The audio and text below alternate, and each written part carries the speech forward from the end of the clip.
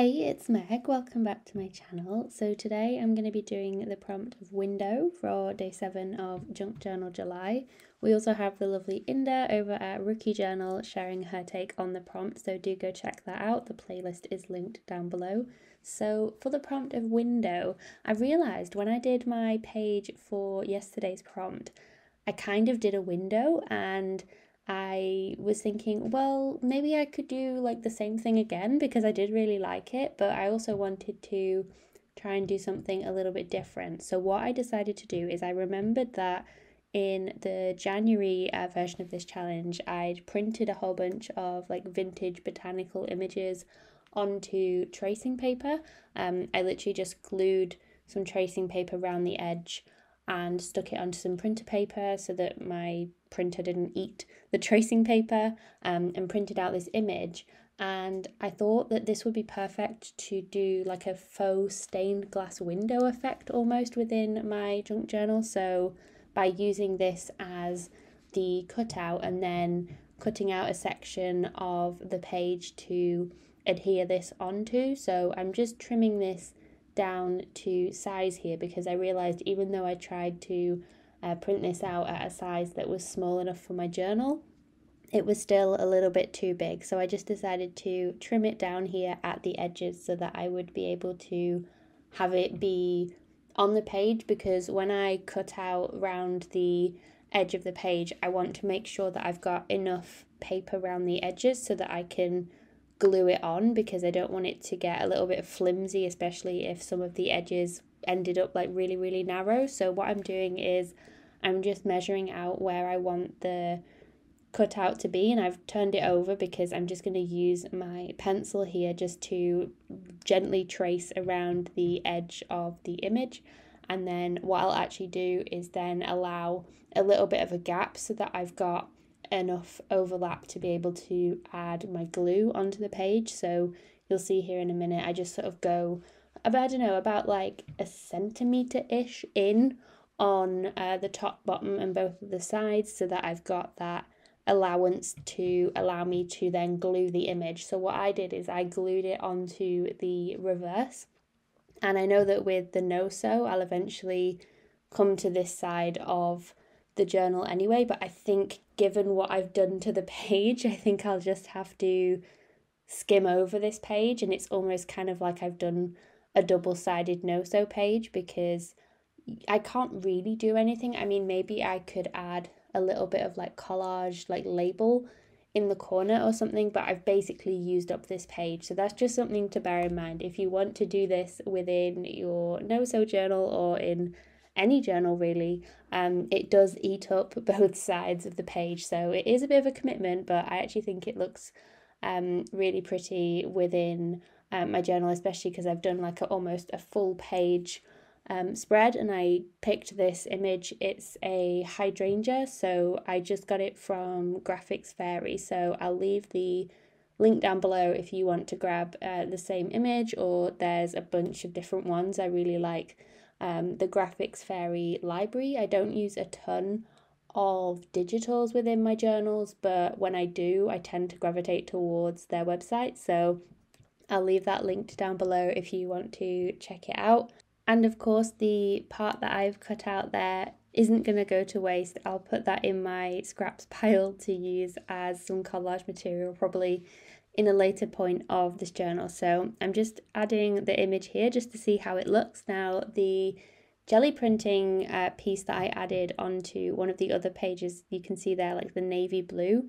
It's a little bit too harsh, potentially. I don't know. I'm on the fence as to whether I need to have something that's a little bit more neutral being the page behind it, but then I also quite like being able to see through, because that's kind of the point when you add something translucent, and I do like the full like faux stained glass window effect anyway, so I think that's kind of part and parcel of having this translucent element within my journal, is that I am going to see whatever is on the other pages behind showing through onto the image, but it doesn't detract too much. I don't think it's too distracting. So and mostly this is probably a page that I've kind of designed where I want to view it like this, like when the journal is flat and not necessarily when it's folded.